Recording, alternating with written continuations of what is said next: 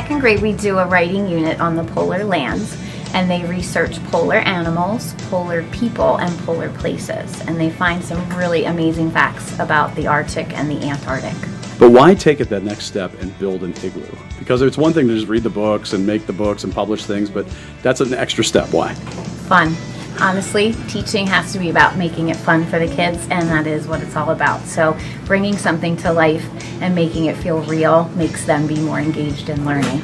Tell me one last question about one last answer about the process of making the igloo. What went into making that thing? Well, a lot of recycling.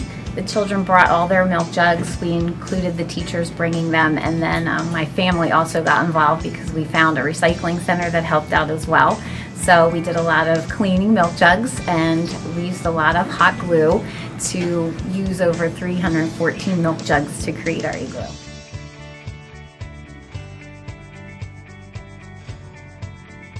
In the South Pole, the tall mountains look so small because of the snow that is 14,764 feet deep. All right, guide. Polar people make umaks. An umak is like a kayak, but made out of seal.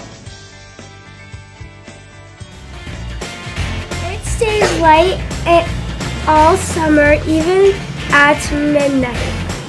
The Inuit tribe build igloos on hunting trips for a little temporary house.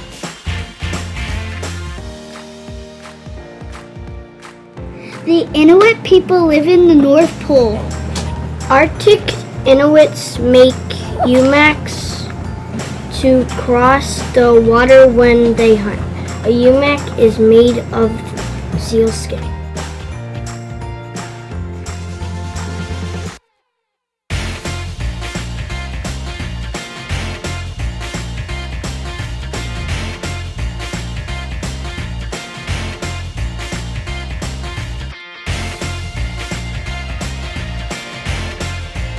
Silent, silly faces. Ready?